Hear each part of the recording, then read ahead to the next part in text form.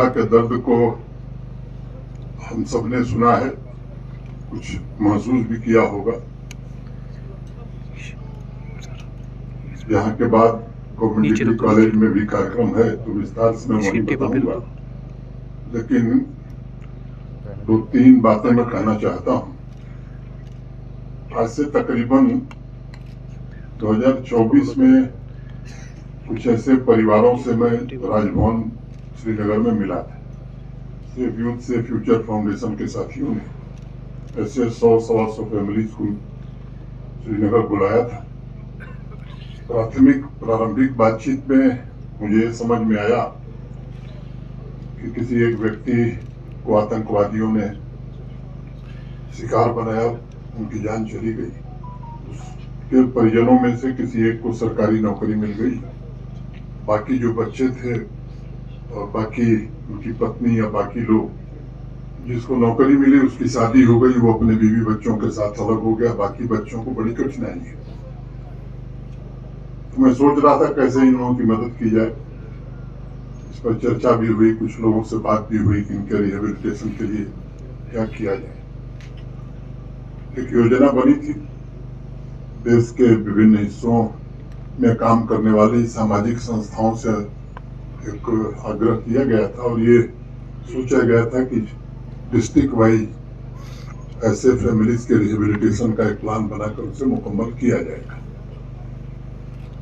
इस वर्ष जो श्री अमरनाथ जी की यात्रा थी, तो नुनवान में एक बेस कैंप होता है, मैं नुनवान जाने वाला था तैयारियों का जायजा लेने और सुरक्षा का रिव्यू करने।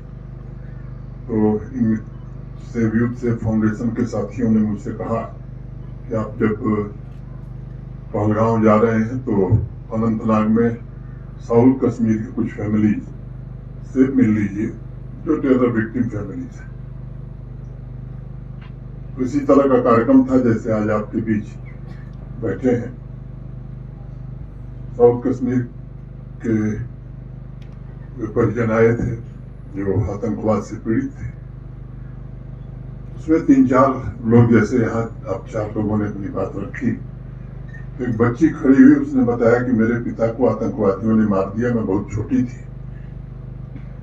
और मेरे गांव के और रिश्तेदार भी हम लोगों से दूरी बना लिए और गांव छोड़ करके मेरी माँ दूसरे जगह चली गई ननिहाल में और भीख मांग करके उसने मुझे पाला, मेरी बहन को पाला।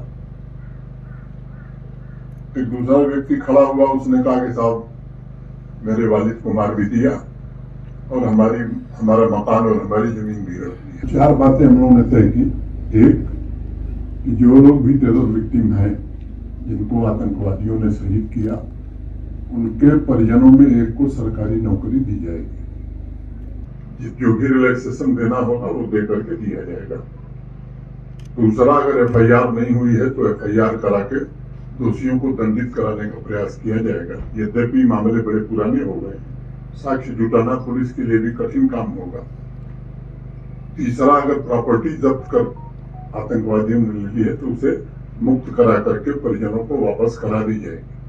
और चौथी एक बात तय की गई थी कि टेरर विक्टिम फैमिली से नौकरी तो एक ही को मिलेगी, लेकिन अगर कुछ लोग सेल्फ एम्प्लॉयमेंट के लिए आगे आना चाहते हैं तो उन्हें आर्थिक मदद और हैंड होल्डिंग करा करके उनको एंटरप्रेन्योर बनाना हो या कुछ और काम कराना हो तो वो भी किया जाएगा। श्रीनगर पहुंचने के बाद chief secretary, DGP, home secretary, प्रशासन के वरिष्ठ अधिकारियों के साथ बैठ करके कैसे इसको आगे ले जाना है इसका फैसला हुआ और अब तक 247 लोगों को अपॉइंटमेंट लेटर दिए जा चुके हैं। पोर्टल भी बन गया है, एप्लीकेशंस बहुत आ रही हैं। उसमें जो टेरर विक्टिम है उनकी भी आ रही है और जिन्होंने टेरर फैलाया उनकी भी आ रही है।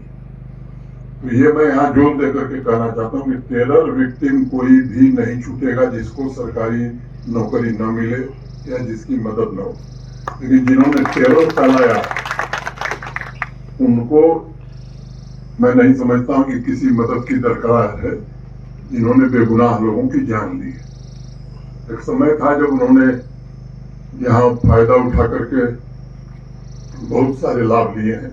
मैं समझता हूँ वो समय नहीं है। मैं डीसी कुपवाड़ा और एसएसपी कुपवाड़ा, एक नौजवान यहाँ खड़ा हुआ, उसने कहा कि उसे अपॉइंटमेंट लेटर मिल गया है। आप लोगों से मेरी अपेक्षा होगी कि दर्दपुरा गांव या आसपास के जो इस तरह की टेरर विक्टिम फैमिली है, पर्सनली सीनियर ऑफिसर्स को लगा करके एक एक केस को आइडेंटिफाई करिए। पोर्टल पर अगर इन्होंने एप्लीकेशन दी है, नहीं दी है, तो हो सकता है किसी को मालूम न हो, तो अपने कुछ जूनियर अफसरों को लगा करके इनसे एप्लीकेशन लीजिए। अपॉइंटमेंट लेटर आज भी दिया जा सकता था, लेकिन विधानसभा के बाई इलेक्शन घोषित है, उसमें देना उचित नहीं था। मैं आपको आश्वस्त करता हूं कि चुनाव जीतने के 10 दिन बाद, काउंटिंग के 10-15 दिन के अंदर, जो भी एलिजिबल लोग हैं टेरर विक्टिम फैमिली के, उनको सरकारी नौकरी और जो बाकी सहायता है वो दे दी जाएगी। एक और फैसला मैंने किया है, हमने ये सेलिंग में कुपवाड़ा जिले के 28 लोगों के घर तबाह हुए थे। एक केरल की संस्था है, उसने बीच में हमसे संपर्क किया था और उसने तय किया है कि ऐसे लोग जिनके घर सेलिंग में बर्बाद हुए, उनका घर बना करके वो देंगे। लगभग 9 लाख रुपए में 3 कमरे का घर बनेगा।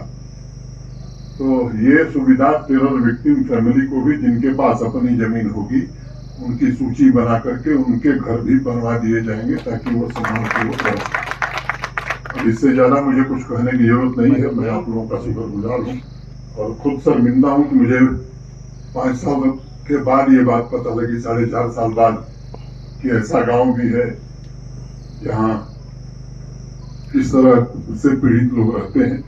आगे के कार्यक्रम में मैं विस्तार से अपनी बात रखूंगा। मैं आभारी हूँ और आपको आश्वस्त करता हूं कि आपके साथ जम्मू कश्मीर प्रशासन खड़ा है और डीसी और एसएसपी कुपवाड़ा की जिम्मेदारी होगी कि इस काम को तात्कालिक रूप से करके प्रस्ताव जीएडी को भेज दें, जिससे हम जल्द से जल्द इस काम को खत्म कर सकें। Thank you.